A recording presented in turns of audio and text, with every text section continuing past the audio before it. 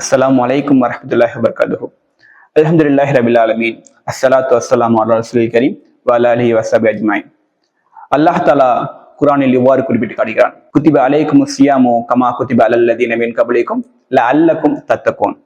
அதாவது இந்த நோன்பை குறித்து அல்லாஹ் தஆலா திருக்குர்ஆனில் கூறும்போது லஅல்லக்கும் தத்தகூன் என்று குறிப்பிட்டு காட்டுகிறான். அதற்கு என்ன அர்த்தம்னா, நீங்கள் இரையச்சம் உடையவராக திகழக்கூடும் என்று அல்லாஹ் தஆலா குறிப்பிட்டு காட்டுகிறான். இந்த இடத்துல நம்ம ஒரு விஷயத்தை கவனிச்சு பார்க்கிறோம். அல்லாஹ் தஆலா நீங்கள் நிச்சயமாக இரையச்சம் உடையவர்களாக மாறிவிடுவீர்கள் என்று நோம்பாளிகளை பற்றி கூறவில்லை. மாறாக நீங்கள் இரையச்சம் உடையவர்களாக மாறக்கூடும். ஏனென்றால் அல்லாஹ் தஆலா ஒவ்வொரு கடமைக்கும் ஒவ்வொரு காரணத்தை வைத்திருப்பான். தொழுகையை குறித்து கூறும்போது இன்ன ஸலாத்த தன்ஹா அனில் ஃபஹ்ஷாய் வல் முன்கர் என்று குறிப்பிட்டு காட்டுகிறான். அதாவது திண்ணமாக தொழுகை மானக்கேடான மற்றும் தீய விஷயத்திலிருந்து மனிதர்களை பாதுகாக்கும் என்று.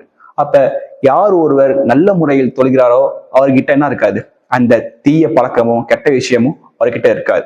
அப்ப நோன்பை குறித்து கூறும்போது லஅல்லக்கும் தத்தகூன் என்று குறிப்பிட்டு காட்டுகிறான். அதாவது யார் ஒருவர் ஒழுங்கான முறையில் சரியாக நோன்பு நோற்று கொண்டிருக்கின்றாரோ அவரிடம் இரையச்சம் என்ற பண்பு மிகவும் அதிகமாக இருக்கும்.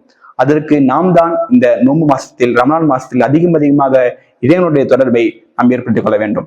ஏனென்றால் அல்லாஹ் தஆலா சைத்தானுக்கு விலங்கிட்டு விடுகின்றான், மட்டுமல்லாமல் நரகத்தின் வாசலை மூடி விடுகின்றான் மற்றும் சோனத்து வாசலை திறந்து வைத்திருக்கின்றான். சோ இதற்கான அனைத்து ஏற்பாடுகளையும் அல்லாஹ் தஆலா நமக்காக பண்ணிட்டான். சோ நம்ம இந்த மாசத்துல நோம்பிற்காக என்ன தயாரித்து வைத்திருக்கின்றோம், இரையச்சமுடைய பண்பை எந்த அளவுக்கு நாம் உயர்த்தி வைத்திருக்கிறோம் என்று நாம் சிந்திக்க பார்க்க வேண்டும் சகோதரர்களே.